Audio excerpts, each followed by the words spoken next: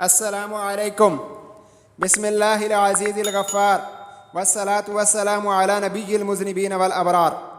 دور نبوت میں اللہ تعالیٰ نے پیارے نبی صلی اللہ علیہ وسلم کے کچھ جانثار صحابہ کرام کو ایک دیو ہیکل مچھلی بطور خوراک عطا کی، جو کہ دنیا کی تاریخ کی کئی بڑی ترین مچھلیوں میں سے ایک تھی۔ یہ واقعہ صحیح بخاری میں درج ہے۔ یہ واقعہ 8 ہجری میں پیش آیا۔ اللہ کے نبی صلی اللہ علیہ وسلم نے حضرت ابو عبیدہ بن جراح کو امیر قافلہ بنایا اور ان کی ہمراہی میں 300 صحابہ کرام رضوان اللہ علیہم اجمعین کو ساحل سمندر کی طرف روانہ کیا۔ اس قافلے کو روانہ کرنے کا مقصد یہ تھا کہ یہ لوگ قبیلہ جوہینہ کے کفار کی شرارتوں پر نظر رکھیں اور ساتھ ہی قریش کے قافلہ تجارت کی تلاش میں بھی رہیں۔ اس قافلے میں راشن کی کمی تھی۔ حضرت جابر بن عبداللہ رضی اللہ عنہ بیان کرتے ہیں کہ ہم ابھی راستے میں ہی تھے کہ راشن ختم ہو گیا۔ قافلہ کے لوگوں کے پاس جو تھوڑا بہت بچ گیا وہ امیر لشکر حضرت ابو عبیدہ بن جراح نے جمع کر لیا اور روزانہ لوگوں میں تھوڑا تھوڑا تقسیم کیا جانے لگا۔ آخرکار جو تھوڑا تھوڑا جمع کیا گیا تھا وہ بھی ختم ہونے کے قریب پہنچ گیا تو روزانہ ہر ایک کے حصے میں صرف ایک کھجور آتی۔ وہب کہتے ہیں میں نے حضرت جابر بن عبداللہ سے سوال کیا کہ بتائیے ایک کھجور سے کیا ہوتا ہوگا؟ حضرت جابر نے جواب دیا کہ وہ ایک کھجور بھی ہمارے لیے غنیمت تھی، جب وہ بھی نہ رہی تو ہمیں اس کی قدر شدت سے محسوس ہوئی۔ اور پھر صحابہ کرام رضوان اللہ علیہم اجمعین درختوں کے پتے کھا کر گزارا کرنے لگے۔ اس لیے اس غزوہ کو جیش الخبت بھی کہا جاتا ہے، جس کا مطلب ہے درختوں کے پتوں کا لشکر۔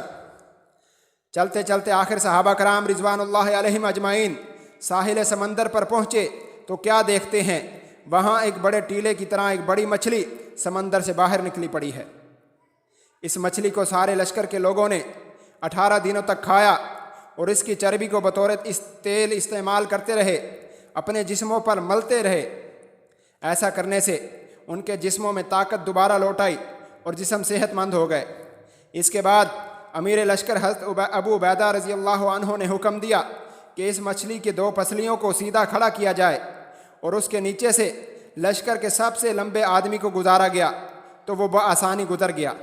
اس کے بعد ایک اونٹ لایا گیا اور اس پر ایک سوار بھی بٹھایا گیا۔ اونٹ کو سوار سمیت ان پسلیوں کے نیچے سے گزارا گیا تو وہ بھی بآسانی انہیں چھوئے بغیر گزر گیا۔ ذرا غور کیجئے، ایک اونٹ کا اوسطاً قد 7 فٹ کے لگ بھگ ہوتا ہے اور بیٹھے ہوئے شخص کا قد تقریباً 3 فٹ ہوتا ہے۔ اونٹ اور اس کے سوار کی لمبائی تقریباً 10 فٹ تک بنتی ہے، یعنی اس مچھلی کی پسلی کی لمبائی 10 فٹ سے بھی زیادہ تھی۔ اور یہ بھی دیکھیے 300 صحابہ کرام 18 دنوں تک اس مچھلی کا گوشت کھاتے رہے۔ گوشت پھر بھی بچ گیا تو مدینہ طیبہ میں ساتھ لے آئے اور نبی مکرم صلی اللہ علیہ وسلم کو بھی پیش کیا۔ آپ نے بھی اسے تناول فرمایا۔ دوسری بات یہ ہے کہ صحابہ کرام نے دین اسلام کے لیے بہت زیادہ تکالیف و کھندہ پیشانی سے برداشت کیا۔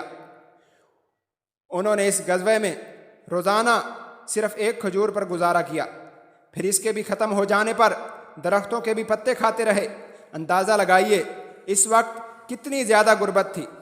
آج کے غریب ترین آدمی کا حال بھی اس وقت کی غربت سے بہتر ہوگا، پھر بھی ہم اللہ تعالیٰ کی ناشکری سے باز نہیں آتے۔ تیسری بات یہ ہے، اللہ تعالیٰ کا یہ قانون ہے کہ تنگی کے بعد آسانی آتی ہے۔ صحابہ کرام فاقہ کشی پر مجبور ہو گئے، بھوک مٹانے کے لیے پتے کھاتے رہے تو اللہ تعالیٰ نے انعام کے طور پر بہت بڑی مچھلی عطا کی، جسے وہ 18 دن تک تناول فرماتے رہے، بھوک بھی مٹاتے رہے اور دوبارہ صحت مند بھی ہو گئے۔ جب مصائب، تکالیف اور بھوک پر صبر کیا جائے تو اللہ تعالیٰ اپنے بہت زیادہ انعامات سے دنیا میں بھی نوازتا ہے اور آخرت میں تو کامیابی ہے ہی۔ السلام علیکم۔